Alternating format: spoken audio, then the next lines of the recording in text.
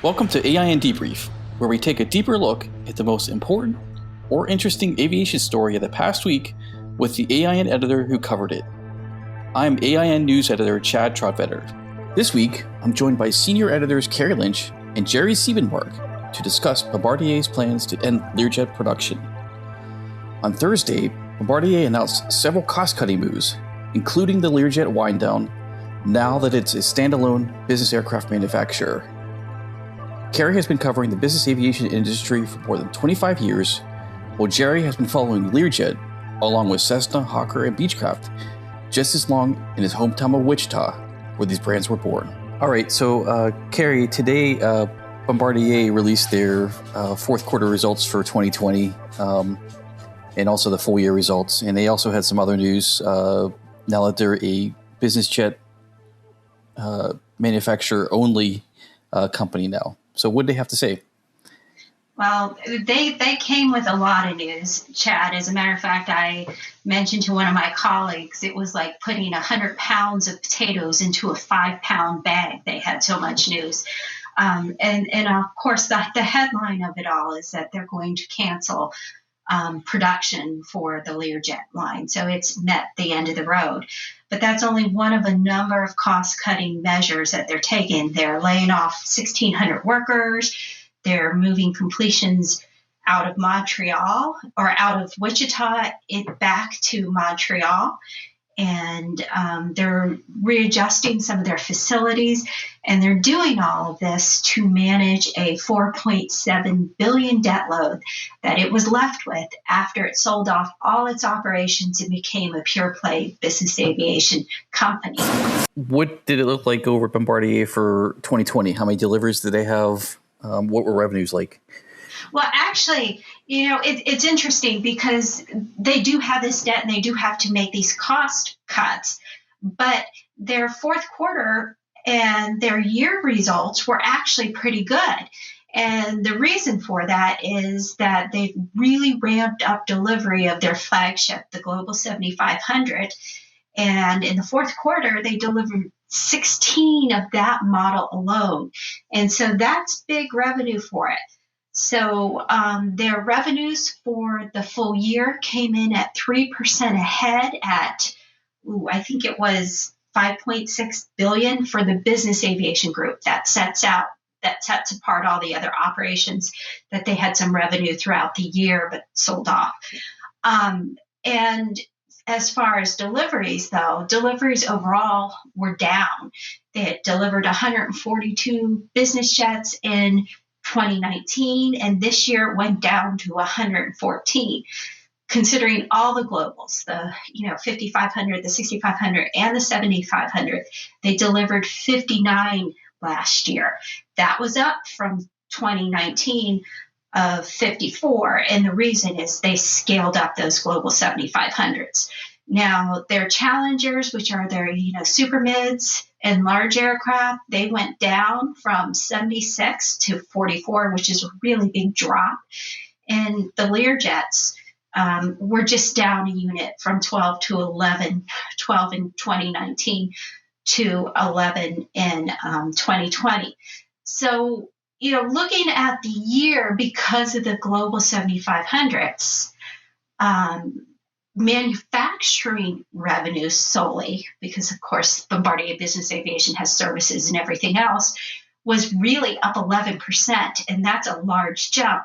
But on their services side, it was down 21%, and that's all COVID related. People aren't flying, they can't get their aircraft to get serviced, so that was down. How do they explain the decision to cease production of the Learjet? This is an iconic line. I mean, it goes back to the late 1950s, early 1960s.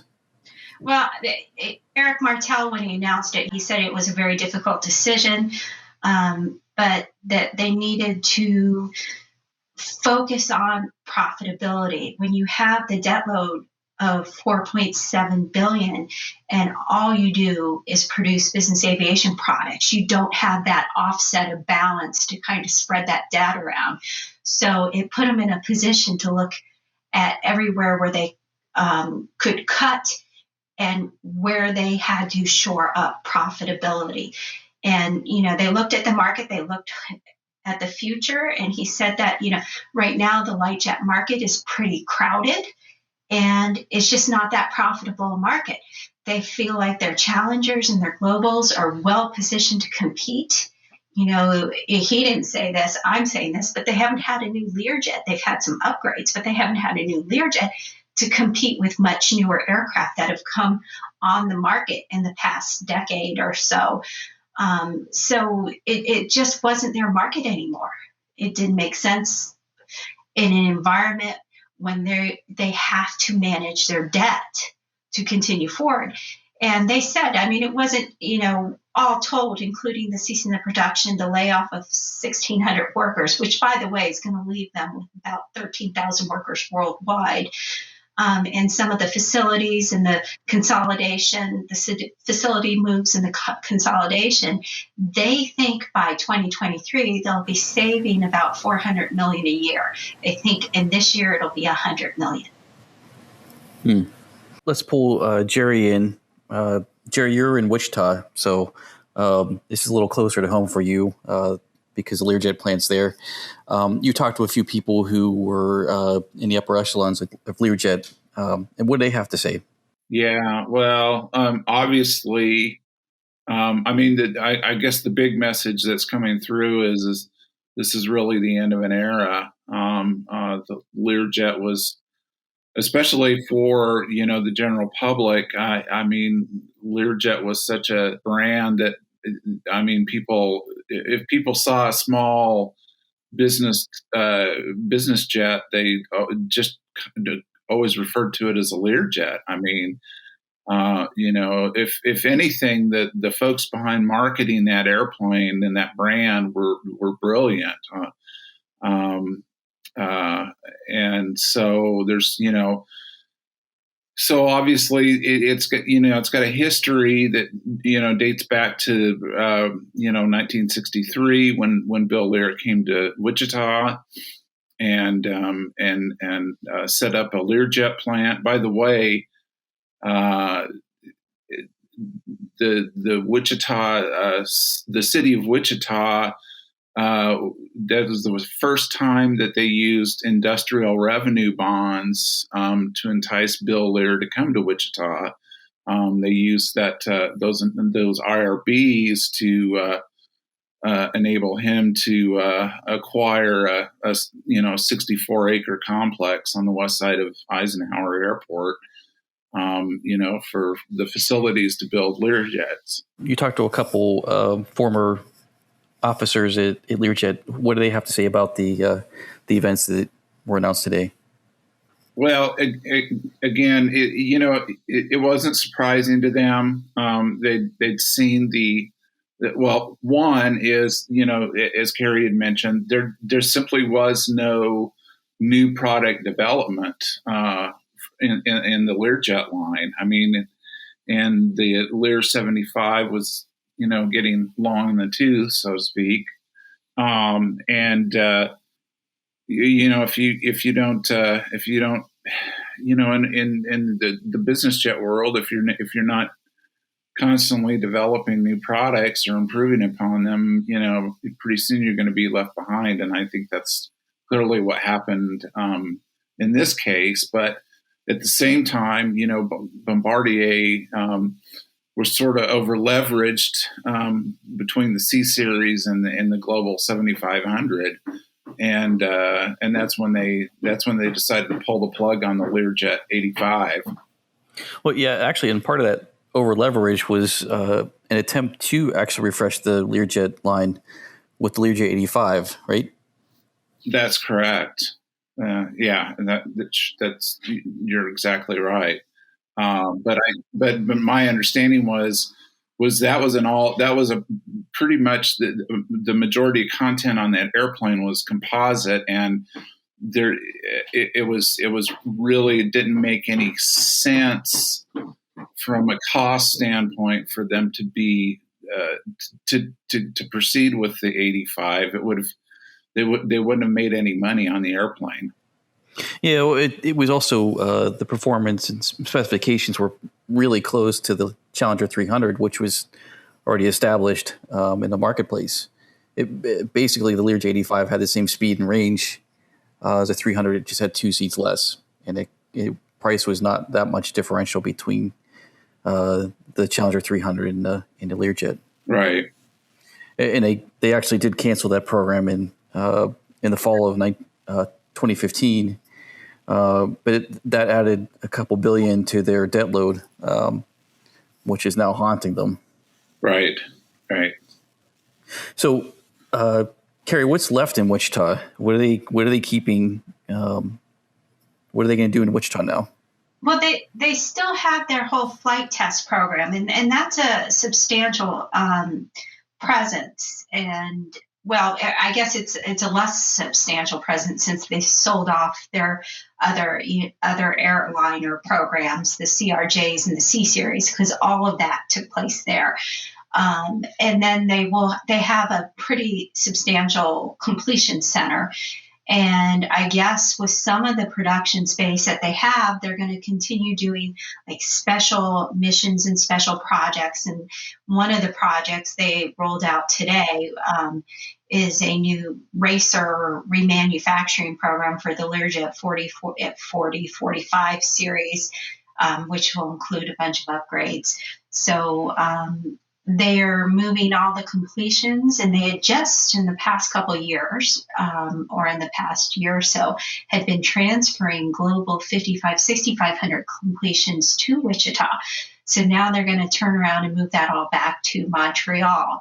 And the other thing they mentioned is they're looking at their facilities in Montreal because they're moving to a new location. And so they're going to start making investments this year to that.